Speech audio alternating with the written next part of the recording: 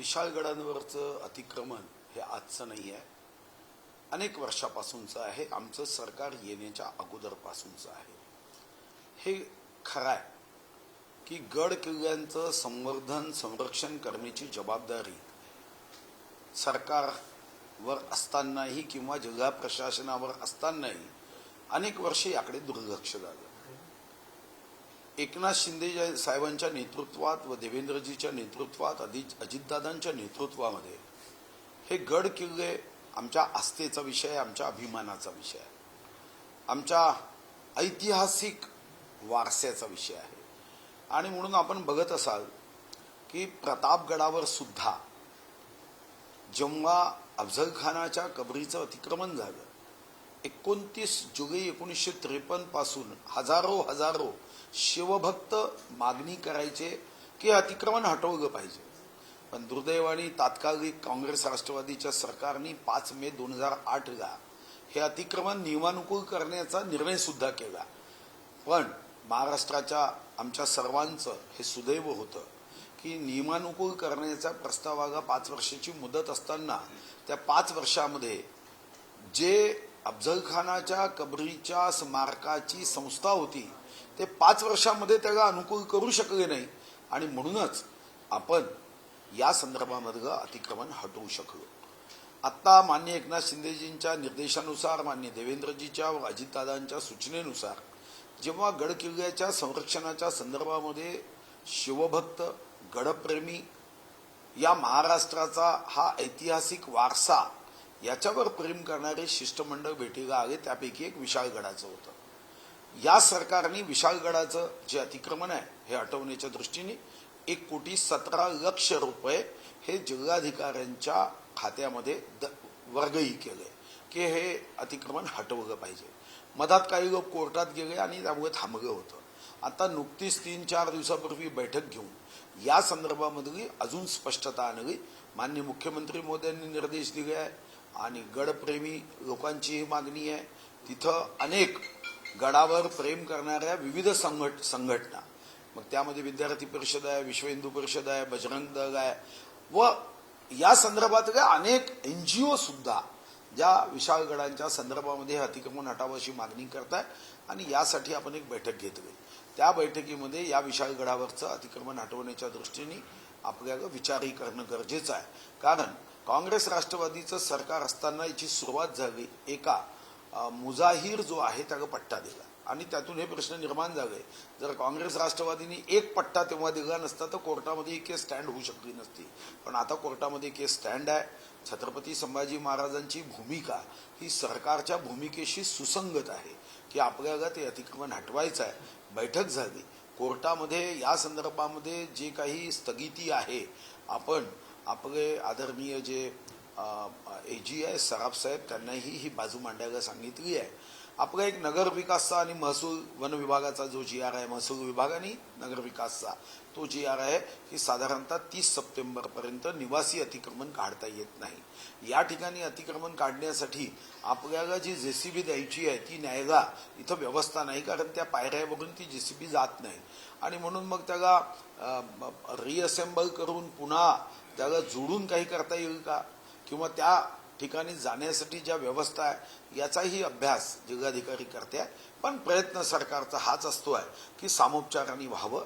जे अतिक्रमणकारी आहे त्यांना आपल्या सर्वांच्या भावनेशी अवगत करत त्यांना त्या गडाच्या खालती कोणती जागा उपलब्ध असेल तर सामोपचाराने त्यांचं तिथं अतिक्रमणधारकांना सामोपचाराने करता येईल का याचाही विचार केला जातो आहे. आणि एवढंच नव्हे तर माननीय मुख्यमंत्री, माननीय उपमुख्यमंत्री आमची एकत्रित चर्चा झाली की असं अनेक ठिकाणी झालं आहे. गड किल्ल्यांवर जे छत्रपती शिवाजी महाराजांचा ऐतिहासिक वारसा, आमच्यासाठी पराक्रमाचा वारसा सांगणारे गड किल्ले आहे, इथंही काही ठिकाणी अतिक्रमण झालं. किंवा अशा गड किल्ल्यावर काही लोक जाऊन त्या गड किल्ल्याच्या पवित्र वातावरणालाही भंग करण्याचा प्रयत्न करतात. म्हणजे उदाहरण सांगायचं असेल तर काही गड किल्ल्यांवर जातात आणि मद्यप्राशन करतात. पण जेव्हा आपण पोलीस विभागामध्ये FIR दाखल करतो तेव्हा तिथं गड किल्ला किंवा जमीन, कोणती जमीन असा उल्लेख नसल्याने त्यांना जो सामान्य कायद्यातली सामान्य जी दंडाची तरतूद आहे तेवढीच लागते. आता आपण या कायद्यामध्ये बदल करून छत्रपती शिवाजी महाराज किंवा मराठा साम्राज्याच्या सर्व शूर वीरांशी संबंधित गडकिल्ल्यावर जर असं कोणी मद्यप्राशन केलं तर त्याला सामान्य तरतूद लागू होणार नाही, त्याला विशेष तरतूद लागू व्हावी यासाठी सुद्धा आपण प्रयत्न करतोय. शेवटी गडकिल्ल्याचं संवर्धन संरक्षण करतानाच त्याची पवित्रता, त्या ठिकाणी असणारी आस्था, कणाकणामध्ये असणारी ती ईश्वरीय ऊर्जा देणारी शक्ती, यावर कुठेही अडचण येऊ नये. पण हे खरं आहे की या अगोदर दुर्लक्ष केल्याने आज अनेक ठिकाणी अतिक्रमण झाल्या. हे विशाळगडाचेही अतिक्रमण हटवण्यासाठी छत्रपती संभाजी महाराजांची आमच्याशी सुसंगत भूमिका आहे. आवश्यकता असेल तर प्रशासनाने त्यांच्याशी चर्चा केलीच आहे. पण जी दगडफेक अतिक्रमणधारकांनी केली तर पोलीस विभागाला निश्चितपणे आदेश दिला जाईल की अशांना शोधलंच पाहिजे. आमच्या देशामध्ये अशा पद्धतीने कायद्याचं उल्लंघन करणाऱ्याच्या पाठीशी कोणी उभं राहता कामा नये. छत्रपती संभाजींची अशी भूमिका दिसते आहे की फक्त विशाळगडच नाही, इतर जे किल्ले आहेत त्या संदर्भात देखील आम्ही येत्या काळामध्ये भूमिका घेऊ. या संदर्भात काय नेमकं आव्हान तुम्ही संभाजी नाही, सरकार त्यांची भूमिका सरकारशी सुसंगत आहे. काँग्रेस राष्ट्रवादीचं सरकार असेपर्यंत याचा कधी विचारच झाला नाही. म्हणजे उदाहरणच द्यायचं असेल तर आमच्याकडे आर्कॉलॉजीकडे असणारे गड किल्ले याचा विचार या अगोदर केलाच नाहीये ना. आत्ता तो विचार होतोय, त्या संदर्भात नियम केले जात आहे. तुम्हाला मी एक आकडा साधारणतः संवेदनशीलतेचं प्रतीक म्हणून सांगतो की 2013च्या अगोदर गड किल्ल्याच्या संवर्धनासाठी कधी 10 कोटी, 12 कोटी, 13 कोटी, हायएस्ट आकडा 14 कोटी, आणि आत्ताच्या सरकारमध्ये हा आकडा 850 कोटी आहे. म्हणजे 10 वर्षापूर्वी काँग्रेस राष्ट्रवादी किती गंभीर होती हे आपल्या लक्षात येईल. काँग्रेस राष्ट्रवादी म्हणजे राष्ट्रवादी तेव्हाची, आत्ताची नाही, ती तर आत्ता आमच्या सोबत आहे. पण या दृष्टीने मी आपल्याला सांगितलं की याच्यामध्ये गंभीरता असेल, याच्यामध्ये सुरक्षा गार्ड नियुक्त करण्याचा प्रयत्न असेल, पदभरतीचा प्रयत्न असेल, याच्या संदर्भामध्ये आपण या गडकिल्ल्याच्या संवर्धनाच्या संदर्भामध्ये आणि संरक्षणाच्या संदर्भामध्ये आपण जी गंभीरता आत्ता दाखवतोय ती कदाचित अगोदर दाखवली असती तर अतिक्रमण झाली नसती. ही अतिक्रमणं नवीन नाही, ही अतिक्रमणं आमचं सरकार येण्याच्या फार अगोदरची अतिक्रमण आहे. याच्यामध्ये जेवढा सामोपचाराने मार्ग निघेल तेवढा सामोपचाराने काढू. ज्या ठिकाणी ऐकण्याच्या मनस्थितीत लोक नसेल तिथं कायद्याने काढू. काल मनोज जरांगे यांची रॅली पार पडलेली आहे, त्यामध्ये अनेक वादग्रस्त विधानं देखील त्यांच्याकडनं समोर येताना दिसत आहेत. मराठ्यांच्या पाया पडल्याशिवाय ओबीसी आमदारांना कुठे पर्याय नाही, अशा प्रकारचे विधानं देखील मनोज जरांगे यांकडनं येताना दिसतात. कशा प्रकारे बघता आहे सरकार, कशा प्रकारे येत्या काळामध्ये या सगळ्या गोष्टी हँडल करणार? आपल्याला माहित आहे, महाराष्ट्र म्हटला की महाराष्ट्राचं आस्था, अस्मिता, प्राण म्हणजे शिवबा. छत्रपती शिवाजी महाराजांनी 18 पगड जातीला एकत्र करून हे हिंदवी स्वराज्याचं स्वप्न पाहिलं, रयतेच्या राज्याचं स्वप्न पाहिलं. आपल्या देशामध्ये सुद्धा संविधान आपल्याला हेच शिकवतं. संविधानाची मूळ तत्व, संविधानाच्या डायरेक्टिव्ह याच्यामध्ये आम्ही जातीपातीच्या बाहेर जाऊ, एकमेकाला सहकार्य करत या देशाला मजबूत करत या देशामध्ये एक सुजलाम सुफलाम आनंदाचं वातावरण असावं, हाच भाव संविधान आम्हाला व्यक्त करतो. आपल्या हक्कासाठी निश्चितपणे प्रत्येकाला प्रयत्न करण्याचा संविधानाने अधिकार दिला, पण या हक्काची बाधा इतरांना पोहोचू नये याची काळजी घेण्याची जबाबदारी सुद्धा आमच्यावर टाकली आहे. संविधान जसं आम्हाला अधिकाराची भाषा सांगतो तशी कर्तव्य, दायित्व आणि जबाबदारीची ही भाषा सांगतो. आणि म्हणून मला व्यक्तिगत रीतीने वाटतं सर्वांनी एकत्र येऊन प्रत्येक प्रश्नावर गंभीरपणे विचार केला पाहिजे. यासाठीच सन्माननीय मुख्यमंत्री महोदय एकनाथ शिंदेजी, सन्माननीय देवेंद्रजी व सन्माननीय अजितदादांनी सर्वपक्षीय बैठक आयोजित केली. जेव्हा केव्हा असं वाटतं की एका समाजावर अन्याय होतोय असं त्या समाजाच्या नेतृत्वाला वाटतं किंवा समाजाच्या समाजबांधवांना वाटतं, तेव्हा माननीय एकनाथ शिंदेजी व माननीय दोन्ही उपमुख्यमंत्री आमचं शिष्टमंडळ त्यांच्याशी पाठवून संवाद करतात. संवादातून, चर्चेतून समाधानाकडे जावं हा भाव सरकारचा आहे की संवाद केल्याशिवाय आम्हाला समाधानाकडे कसं जाता येईल. या अगोदरही माननीय श्री जरांगेजी यांच्या संदर्भामध्ये आमच्या मंत्रिमंडळातले काही सहकारी त्यांना भेटून आले आणि हा विश्वास देण्याचा सरकारच्या वतीने प्रयत्न आहे. की इतर कोणत्याही समूहाचं, जातीचं, समाजाचं नुकसान न होता आपल्याला न्याय देण्यासाठी सरकार बांधील आहे आणि सरकार त्या दृष्टीने प्रयत्नही करत आहे. आपल्याला माहिती आहे की मागच्या एका विशेष अधिवेशनामध्ये आपण आरक्षण देण्याचाही निर्णय केला. आता या संदर्भामध्ये मुख्यमंत्री महोदय, दोन्ही उपमुख्यमंत्री महोदयांनी विरोधी पक्षाला आमंत्रित करून यासाठी सर्वपक्षीय बैठक आयोजित केली. पण दुर्दैवाने विरोधी पक्ष फक्त त्याचं एकच लक्ष आहे की सत्ता आपल्याला कशी प्राप्त करता येईल. महाराष्ट्रात दुही माजली तरी चालेल, अस्थिरता निर्माण झाली तरी चालेल, पण दुर्दैवाने जो विरोधी पक्ष आहे आणि विशेष करून विरोधी पक्षाला सुद्धा मी काल श्री जरांगे यांचं एक स्टेटमेंट ऐकलं की विरोधी पक्ष का गेला नाही त्या बैठकीला. कारण विरोधी पक्षाला भीती आहे की आपल्याला आपली भूमिका मांडता येत नाही, आपल्याला फक्त समाजामध्ये भांडण घेऊन जर सत्तेच्या पायऱ्या चढता येईल तर त्या चढण्याचा प्रयत्न हा विरोधी पक्ष दुर्दैवाने करताय. पण मी मराठा आंदोलकांना विनंती करेन, सरकारच्या वतीने आवाहनही करेन की संवादातून आपण सर्वजण समाधानाकडे जाऊया आणि छत्रपती शिवाजी महाराजांच्या महाराष्ट्रामध्ये आपण एकत्रितपणे सर्वांच्या प्रगतीचा, उन्नतीचा विचार करत पुढे जाण्यासाठी जे सरकारचे प्रतिनिधी समाजाच्या प्रमुखांना भेटतात, मला वाटतं की त्यांच्याशी योग्य पद्धतीची समर्पक चर्चा व्हावी आणि या समर्पक चर्चेतून जे कोणी विरोधक, मराठा समाज असेल किंवा ओबीसी समाज, गंगा गए गंगादास, जमुना गए जमुनादास अशा पद्धतीने काम करतात, त्यांच्यापासून सावध राहत आपल्याला महाराष्ट्रामध्ये छत्रपती शिवाजी महाराजांचा जो विचार आहे त्या विचारावर एक एक पाऊल पुढे टाकण्याची आवश्यकता आहे. गिरीश महाजन यांच्यावरती सुद्धा जरांगे यांनी भाष्य केलेलं आहे. ते स्वतःला फार हुशार समजतात अशा पद्धतीने त्यांनी म्हटलेलं आहे. आणि ज्या आमदारांनी ओबीसी नेत्यांना मदत केलेली आहे त्या मराठा आमदारांना सुद्धा आपल्याला पाडायचं असं जरांगे म्हणतात. मला असं वाटतं की जेव्हा त्यांच्याशी संवाद सुरू होईल तेव्हा या साऱ्या गोष्टी मागे पडतील असा माझा विश्वास आहे.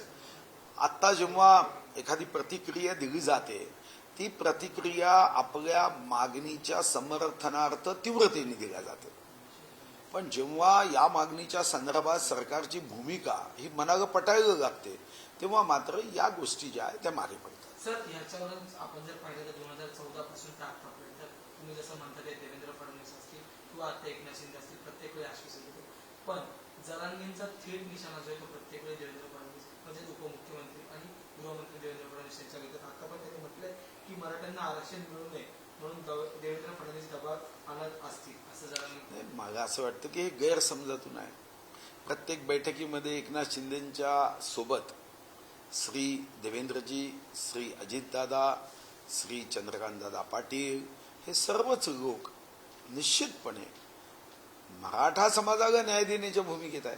आणि म्हणून मला वाटतं की कधी कधी ही माहिती पोहोचत नसल्याने देवेंद्रजी बद्दल गैरसमज पसरले असतील, पण भविष्यामध्ये हे गैरसमज दूर होतील असा माझा विश्वास आहे. अजित पवार यांना कुठेतरी क्लीन चिट मिळालेली होती, त्याला आता पुन्हा एकदा आव्हान दिलेलं आहे. एकूण जे 7 साखर कारखाने आहेत त्यांच्याकडनं कुठेतरी कोर्टात धाव घेण्यात आलेली आहे. 25 तारखेपासून त्या संदर्भात सुनावणी देखील त्यांना पाहायला मिळणार आहे.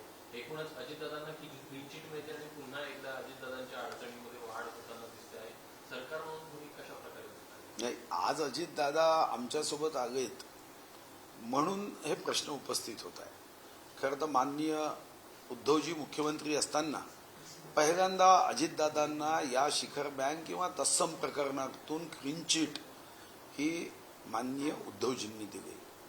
आपल्याला माहीत असेल संजय राठोडांना क्लीन चिट हे उद्धवजींनी दिली आणि आता ती क्लीन चिट दिल्यानंतर आता पुढे ज्या काही केसेस झाल्या त्या केसेसमध्ये किंवा त्या अपीलमध्ये पुन्हा क्लीन चिट देण्यात आली आहे.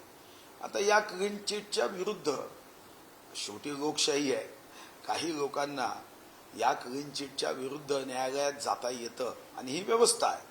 आता न्यायालयात गेल्यानंतर जेव्हा माननीय न्यायाधीश महोदय दोन्हीही बाजू ऐकतील तेव्हा योग्य तो निर्णय न्याय देतील. आणि म्हणून मला वाटतं की न्यायालयामध्ये हे प्रकरण गेलं असल्याने यावर जास्त भाष्य करणं हे काही सरकार म्हणून उचित राहणार नाही. न्यायालय दोन्ही बाजू ऐकून त्यावर न्याय देईल. अजितदादा बारामती विधानसभा लढणार नाहीत अशा चर्चा या बारामती कार्यकर्त्यांमध्ये सुरू आहेत आणि त्याबाबत ते आज अजितदादा घोषणा करणार असल्याची शक्यता आहे व्यक्त केली जाते. तुमच्यापर्यंत काय माहिती आहे? नाही, मला माहिती नाही आहे. पण एक राजकीय कॉमन सेन्स आहे. 1001% अजितदादा ही निवडणूक लढवणार असं माझं व्यक्तिगत राजकीय विश्लेषण आहे. कोणीही व्यक्ती ज्यांना भविष्यात मोठं राजकारण करायचं असतं किंवा ज्यांना राजकारणामध्ये आपल्या प्रतिमेला जपायचं असतं अशी पाठ युद्धात कधीच दाखवणार नाही. अजितदादा हे बारामती लढवतील हे माझं राजकीय विश्लेषण आहे. माझा काही अजितदादांनी चर्चा केलेली नाही आणि मी पुन्हा तुम्हाला विश्वासाने सांगतो की कालच्या निवडणुकीचा निकाल हा पुढच्या निवडणुकीला कधीच लागू होत नाही. जर तुम्ही 2018 मध्ये मध्य प्रदेश विधानसभेची निवडणूक बघितली असेल तर एक निकाल लागला आणि एप्रिल 2019 मधली निवडणूक बघितली असेल तर निकाल टोकाचा दुसरा लागला. ओरिसा विधानसभेत एकाच दिवशी मतदान 2019 मध्ये झालं. विधानसभेचा निकाल एक होता आणि लोकसभेचा एकाच दिवशी झालेला निकाल एक होता. 1999 मध्ये महाराष्ट्रामध्ये लोकसभा विधानसभा एकत्रित आल्या पण लोकसभेचा निकाल एक होता, विधानसभेचा निकाल एक होता. जर तुम्ही याचं विश्लेषण केलं तर अनेकदा लोकसभा आणि विधानसभेच्या निवडणुकीचा एकमेकाशी संबंध कधीही नसतो. कधी 1 to 1 फाईट झाल्याने कधी नुकसान होतं, कधी कधी एखादा उमेदवार एखादा पक्ष निवडून आल्यानंतर तो ज्या पद्धतीने आचरण करतो त्या आचरणाने मतदार हे होतात.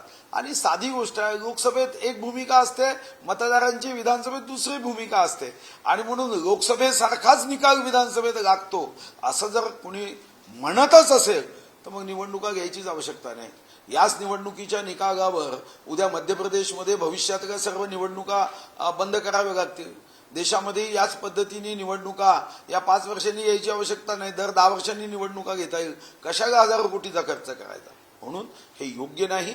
लोकशाहीमध्ये एका निवडणुकीचा दुसऱ्या निवडणुकीशी संबंध नसतो. मागच्या वर्षीचा फिजिक्सचा पेपर हा यावर्षी सुद्धा तसेच प्रश्न येतील असं नसतं. वातावरण बदलत असतं. तुम्हाला माहिती आहे की इतक्या चांगल्या शेतकरी आमच्या बहिणींसाठी तरुणांसाठी ज्या योजना एकनाथ शिंदे साहेबांच्या नेतृत्वात देवेंद्रजी व अजितदादाच्या मार्गदर्शनाखाली केल्या जाते आहे. कार्यकर्ते जेव्हा लोकांपर्यंत जाईल तेव्हा नरेटिव्ह उद्ध्वस्त होईल, तेव्हा संविधान बदलणार आहे. हा भ्रामक प्रचार हा निश्चितपणे लोकांच्या लक्षात येईल की जोसेफ गोबेल्सपेक्षाही खोटं बोलण्यामध्ये तरबेज असणारा कोणता पक्ष असेल तर तो म्हणजे महाविकास आघाडी काँग्रेस आहे. हे लोकांच्या लक्षात येईल. तुम्ही विधानसभेचं शेवटचं भाषण ऐकलं असेल, मनुस्मृती जागी केली, चातुर्वर्ण्य जागा केला. आता खरं तर संविधानावर विश्वास नसणारे हे आता चातुर्वर्ण जागे करून भाषा त्यांचा संविधानावर विषय नाही म्हणून आणीबाणी गावली होती. म्हणून मला व्यक्तिगत रीतीने वाटतं लोकसभा आणि विधानसभेच्या निवडणुकीमध्ये काहीही संबंध येणार नाही. आपण विधानसभेत महायुती सरकार जिंकेल हे 100% आहे आणि अजितदादा सुद्धा बारामती विधानसभा लढवेल. सर, विधान परिषदेला महायुतीचे 9 उमेदवार निवडून आले, पण महायुतीची जी आमदारांची आकडेवारी होती त्याच्यात प्लस जे ते नंबर्स आलेले पाहिजे मिळाले. काँग्रेसचे आमदार कुठली अशी चर्चा झाली त्याच्यात आता प्रभारी जे काँग्रेसचे रमेश चंद्रला यांनी त्यांचा असा अंदाज आहे जे आमदार बाबा सिद्दीकी म्हणजे राष्ट्रवादीत आलेले बाबा सिद्दीकी आणि तुमच्यासोबत आलेले अशोक चव्हाण यांच्या संपर्कात होते म्हणून त्यांच्यावर आता कारवाई केली जाते. तुम्ही काय बघता त्याच्यानंतर तुमच्याकडे इन्कमिंग होईल का आणि या कारवाईकडे कसं बघता? नाही, इन्कमिंग होईल की नाही हे मी नाही सांगू शकत. त्यांनी आपल्या पक्षातल्याच नेत्यांना धडा शिकवायसाठी, कारण जेवढा भ्रामक प्रचार काँग्रेसने केला हा काही सर्वांनाच आवडेल असा नाहीये ना.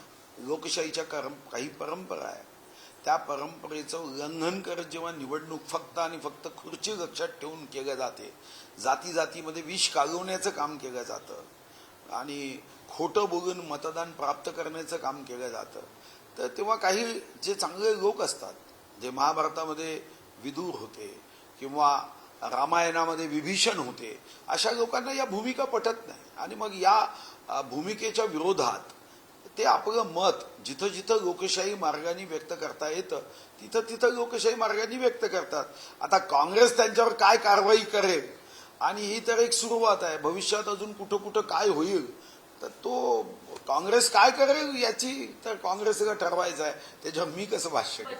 म्हणतात की ते महायुतीचा भाग नाही, ते महायुतीमध्ये नाही, ते वेगळे आहेत. नाही ठीक आहे, मग त्यांच्यावर विश्वास ठेवला पाहिजे. ते काय त्यांची भूमिका काय हे मी कसं व्यक्त करू शकेल. ते जी भूमिका त्यांची सांगतील ती खरीच भूमिका असणार आहे. पण ते वारंवार अशा प्रकारची विधानं करत आहेत. कुठेतरी ते सरकारसोबत देखील होते, म्हणजे एकनाथ शिंदे यांच्यासोबत देखील होते.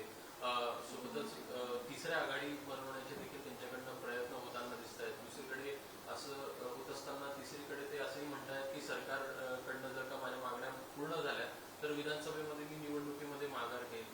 नाही, मी विधानसभेत त्यांचं एक भाषण ऐकलं आणि ते विधानसभेत मध्यभागी बसतात. तर विधानसभेत भाषण देताना ते असं म्हणाले की इकडची काँग्रेस किंवा शरद पवारांची राष्ट्रवादी किंवा उद्धव ठाकरे साहेबांची शिवसेना आणि इकडची महायुती या दोघांपासूनही मी समान अंतर ठेवून बसलो आहे. या दोन्ही पक्षाला माझा काही पाठिंबा नाही, कारण मी वैचारिक दृष्टिकोनातून माझी काही व्यक्तिगत मत आहे आणि म्हणून जी माहिती तुम्ही देत आहात तर मलाही व्यक्तिगत रीतीने वाटतं की ती तिसरी आघाडी कदाचित बच्चू भाऊ करतील. ते महायुतीसोबतही राहणार नाही असं वाटतं आणि महाविकास आघाडीसोबतही राहणार नाही. पण तथापि त्यांना त्यांचं मत मांडण्याचा अधिकार आहे, यावर मी विश्लेषण करणं काही योग्य नाही. बच्चूभाऊ कडू एक स्वतंत्र विचारसरणीचे नेते आहे आणि यासाठी त्यांचं मत किंवा त्यांचा जो काही विचार आहे, त्यांची काही जी वैचारिक मांडणी आहे याच्यामध्ये मी भाष्य करणं योग्य नाही. पण जे विधानसभेत ते म्हणाले की दोघांपासूनही मी अंतर ठेवून आहे, तर कदाचित तुम्ही जसं म्हणताय की ते तिसरी आघाडी करतील आणि अमरावतीमध्ये त्यांनी हा प्रयोग केला. आता सर जर का बघायचं तर संजय राऊत आणि अनिल देशमुख असेल हे दोघेही असा दावा करत आहेत की मिशन विधानसभेमध्ये आम्ही 180च्या वर जागा जिंकू. याकडे नाही, असं आहे, ते दावा करतच नाही आहे, ते आता स्वप्नही तसेच बघताय. म्हणजे त्यांच्या पक्षामध्ये इतके ई मुख्यमंत्री झाले की रोज एक नवीन ई मुख्यमंत्री होतं. ई म्हणजे इच्छुक मुख्यमंत्री आणि ई मंत्री होत आहे. तर दावा करायला कोणी थांबवू शकत नाही ना. आपल्या घटनेमध्ये स्वप्न पाहण्यावर अजून तरी कोणत्याही सेक्शनमध्ये IPC मध्ये कोणतीही बंदी नाही. स्वप्न कोणीही बघू शकतं. म्हणजे आपण बघितलं असेल की एनडीएला स्पष्ट बहुमत बघितल्यानंतर सुद्धा काही ई प्रधानमंत्री आपणही बघितलेत. त्यांना असं वाटत होतं की आता काहीतरी जादू होईल, नितीश कुमार साहेब किंवा आदरणीय चंद्राबाबू पाठिंबा काढतील, हा पाठिंबा आम्ही घेऊ, मग आम्ही मस्तपैकी आनंदामध्ये रथावर स्वार होऊन पंतप्रधान पदाच्या खुर्चीवर बसू. त्या स्वप्नावर तुम्ही कशी बंदी टाकू शकतात? अशी स्वप्न मुंगेरी गावनी पाहिली आहे, अशी स्वप्न गणपत वाणीन बिडी पितांना चावायचाच नुसतीचं काढी, मनाशीचा न बनायचा की या जागेवर बांधीन माडी. आता हे स्वप्न तुम्ही मी थांबवू शकतो का? तर या स्वप्नाच्या मागे त्यांना स्वप्न बघू द्या. जनतेचं एकच स्वप्न आहे, जनतेचं एकच स्वप्न आहे की आमच्या कुटुंबातल्या स्त्रीला बहीण मानणारा पक्ष कोणता आणि नेता कोणता. मुख्यमंत्र्याची माझी लाडकी बहीण 2,48,00,000 बहिणींपर्यंत 1,500 रुपये महिना हे आर्थिक स्वातंत्र्याचं पहिलं पाऊल आहे. जे आमचे 10 लक्षापेक्षा जास्त डिप्लोमा, डिग्री, पोस्ट ग्रॅज्युएशन केलेले आमचे तरुण तरुणी आहे, ते निर्णय करू द्या ना सरकार कोणाचं येईल. त्यांच्यासाठी 10,000 कोटीची योजना केली आहे. जे शेतकरी अन्नदाता सुखी भव आपण म्हणतो, ज्या शेतकऱ्यांना आपण आज नव्हे तर स्वर्गीय लालबहादूर शास्त्रींनी जय जवान जय किसानचा नारा देत देशाला सन्मान करण्याचं शिकवलं की ज्याचं कष्ट हे अन्नाच्या रूपामध्ये रोज तुमच्या ताटात येतं, त्याला 14,700 कोटीची 7.5 हॉर्स पॉवर पर्यंतची सूट देणारा पक्ष कोणता हे समजेल. पिंक ऑटो रिक्षा देणारा सरकार कोणतं. या ठिकाणी ओबीसी किंवा इकॉनॉमिकली विकर सेक्शनच्या आमच्या बहिणीला 100% व्यावसायिक शिक्षणामध्ये सवलत देणारा पक्ष कोणता हे जेव्हा लोकांच्या लक्षात येईल आणि जेव्हा ज्येष्ठ लोकांच्या लक्षात येईल की मुख्यमंत्री तीर्थयात्रेच्या माध्यमातून आता हिंदू असेल, मुस्लिम असेल, शीख असेल, इसाई असेल, पारसी असेल, जैन असेल, आपापल्या तीर्थक्षेत्रामध्ये जाऊन एका विशिष्ट वयानंतर दर्शन श्रद्धेने घेता येईल. ती योजना काही राज्यांमध्ये आहे, पण या राज्यामध्ये देव, देश, धर्माला न मानणारे पक्ष कधीच देऊ शकत नाही. तर देहापासून देवाकडे जाताना देश लागतो आणि देशाच्या जनतेसाठी काही आपलं देणं लागतं. या भावनेने मुख्यमंत्री एकनाथ शिंदेनी जी योजना केली ते ठरवतील. हे कोण्या पक्षाचे नेते ठरवत नसतात. कोण सरकार बनवेल, किती जागा येईल, कोणते मतदार कोणाला मत देईल, हे तर मतदार राजा आहे. तो मतदाराचा परिवार ठरवेल. उद्या कोणी म्हणतं माझ्या 180 जागा काय, परवा एक तर म्हणाला 289 जागा येईल. आता 288 विधानसभा निवडणुका होतात, त्यांनी एक जागा कुठून जन्माला आणली माहीत नाही. सर अगदी शेवटचा प्रश्न आहे की जगभरात ज्या मुद्द्याची चर्चा आहे ते म्हणजे की उद्योगपती मुकेश अंबानी यांच्या पुत्राचं लग्न थेट देशाचे पंतप्रधान नरेंद्र मोदी यांची सुद्धा उपस्थिती आम्हाला पाहायला मिळाली.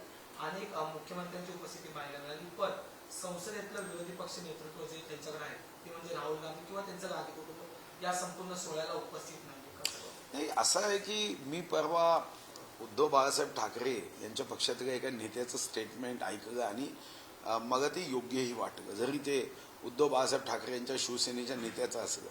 ते म्हणे की मरण आणि तोरण यामध्ये राजकारण करता कामा नये.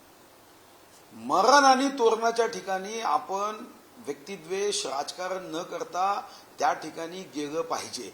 आता हे गेलं पाहिजे हे त्यांनी जे सूत्र सांगितलं त्याचं साधं कारण होतं की लंडनमध्ये अंबानी साहेबांच्या लग्नाच्या एका कोणत्या तरी कार्यक्रमात उद्धव साहेब गेले होते आणि कोणत्यातरी पक्षाच्या कोणीतरी टीका केली. पण त्यांची ही भूमिका बरोबर आहे की लग्नामध्ये तुम्हाला निमंत्रण असेल आणि तुम्हाला जाणं त्या दिवशी कार्यक्रमामुळे अशक्य नसेल तर तुम्ही गेलं पाहिजे.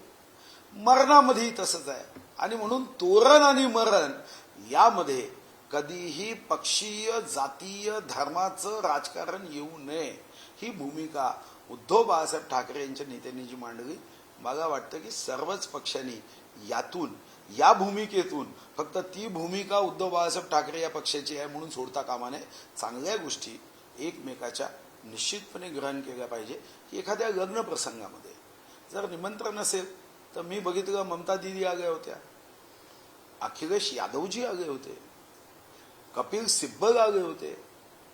त्या ठिकाणी अनेक आपल्या महाराष्ट्राचे अनेक सर्वपक्षीय नेते तिथं होते. आता देशाचे विरोधी पक्ष नेते का आले नाही हे मी तर सांगू शकत नाही, कारण माझ्याकडे कोणतंही मनकवडेपणाचा मंत्र नाही. ते आले नसतील तर त्यांना विचारलं पाहिजे. कदाचित कार्यक्रमाच्या व्यस्ततेमुळे आले नसेल तर मी समजू शकतो, कारण अनेक नेत्यांपैकी सुशीलकुमार शिंदेजी तिथं होते, सुप्रियाताई होत्या, रोहित पवारजी होते, म्हणजे मोठी यादी आहे. आणि म्हणून माझ्या व्यक्तिगत रीतीने वाटतं की फक्त राजकारणाचं उद्दिष्ट ठेवून निमंत्रण जर नाकारलं असेल तर मग मला वाटतं की आपण कुठंतरी सूत्रामध्ये चुकतोय.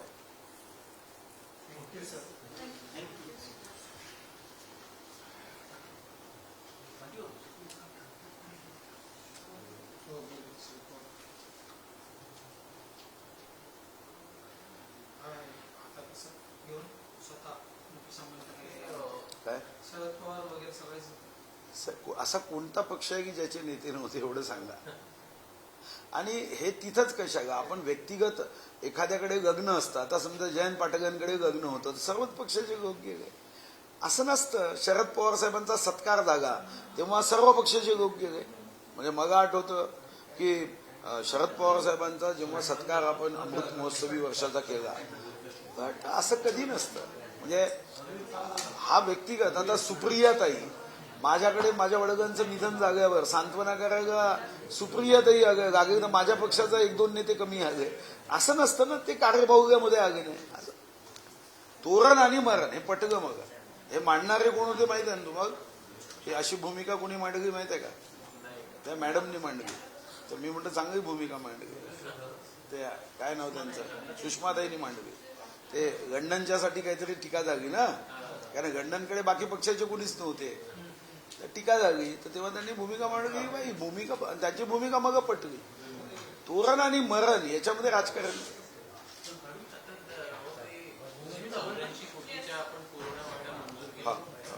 सोबत